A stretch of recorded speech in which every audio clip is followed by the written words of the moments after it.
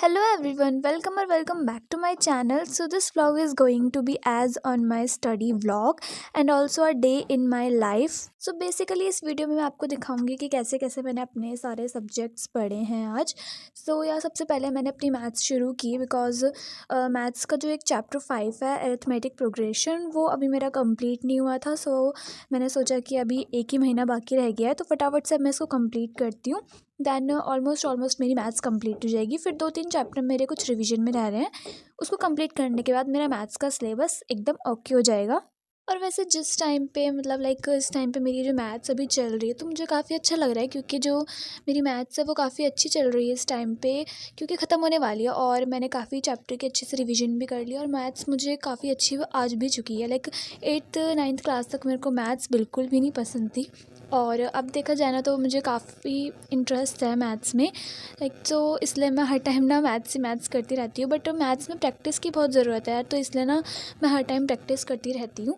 अब मैं चैप्टर 5 का जो है मैं मानसी मैम की वीडियो देख के कर रही थी एंड इसके बाद मैं भी देख देख के कर रही थी. मतलब देख देख के उनको पहले समझ के वीडियो में से उन क्वेश्चंस को समझ के फिर मैं अपनी नोटबुक में खुद से ट्राई कर रही थी. दैन इसके बाद मैं 2 ट्राई और करूँगी जो कि मैं खुद से करूँगी.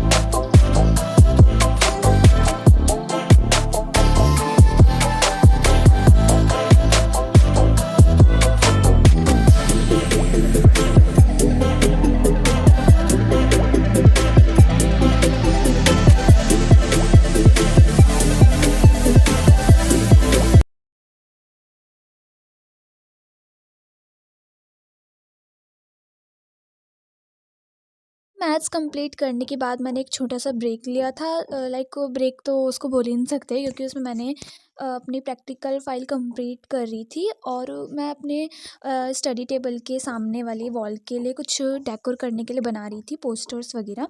सो थोड़े से वो किए और मैंने अपनी प्रैक्टिकल फ़ाइल के कुछ पेजेस कंप्लीट किए और मेरा डेस्क ना बहुत ज़्यादा फैला हुआ था, देन उसको साफ़ किया। सो आपने मुझे कमेंट में बताना कि मेरा अब ये वॉल डेकोर कैसा लग रहा है, बिकॉज़ मैंने ये न्यू वॉल डेकोर किया है। इससे पहले का तो आपने देख ही रखा है मेरी वीडियोज़ में, और ये मैंने कुछ नया किया है। मैंने कुछ लाइट्स वगैरह भी लगाई है और अभी भी कुछ डिटेलिंग देना इसमें बाकी है। तो उसके बाद मैंने अपनी साइंस निकाली, बिकॉज़ मैथ्स कर के मैं काफ़ी बोर हो चुकी थी। तो मैंने अपनी साइंस निकाली और साइंस में ना मैं एज़ चैप्टर वाइज़ कर रही हूँ। तो सबसे पहले मैंने चैप्टर 1 के ना सारी रिएक्शंस नोट कर लिए अपनी डायरी में, और मैं शॉर्ट वे में ना उनको ना सारी रिएक्शंस को नोट कर रही हूँ ताकि मेरे को उनको पढ़ने में ना ईज़ी लगे। और सारी रिएक्शंस को नोट करके मैं चैप्टर वाइज़ सारी रिएक्शन को नोट कर रही हूँ केमिस्ट्री की। देन उन सबको एक साथ में रिवाइज़ करूँगी, और इस टाइप से मेरे को सारी रिएक्शंस रिवाइज़ भी हो जाएगी और लर्न भी हो जाएगी। तो इसलिए मैंने ये प्लान सेलेक्ट किया, क्योंकि मैंने काफ़ी सारे कुछ टाइम पहले मैंने काफ़ी सारे प्लान सर्च मारे थे गूगल पे। सो मुझे सबसे बेस्ट प्लान ये लगा मेरी केमिस्ट्री के लिए, तो मैंने इसी को चुना। और सच में ये बहुत अच्छा वर्क कर रही है मेरे लिए, क्योंकि सारी रिएक्शंस को नोट करके उनको एक बार रिवाइज़ करना, रोज़ रोज़ मैं उस डायरी को देखती हूँ और रोज़ रोज़ रिवाइज़ करती हूँ, लर्न करती हूँ। तो काफ़ी अच्छी तरीके से मेरे को अभी चैप्टर 1 और 2 की लर्न हो चुकी है, और कल परसों तक मैं लाइक चैप्टर 3 और 4 पे आ ही जाऊँगी। और बेसिकली उसके बाद मेरी पूरी केमिस्ट्री कंप्लीट हो जाएगी, क्योंकि मतलब केमिस्ट्री में सारी रिएक्शन का ही खेल है, मतलब पूरी रिएक्शन ही आती है। लाइक पेपर में भी काफ़ी रिएक्शंस आती हैं केमिस्ट्री के ऊपर, तो मैं इसलिए केमिस्ट्री पे रिएक्शन पे ज़्यादा फोकस करती हूँ। एंड इसके बाद मेरा प्लान है बायो का, देन उसके बाद लास्ट में मैं फिज़िक्स पे आऊँगी, क्योंकि फ़िज़िक्स तो यार मुझसे होती ही नहीं है। तो मैं सोच रही हूँ कि फ़िज़िक्स को मैं लास्ट में ही करूँ।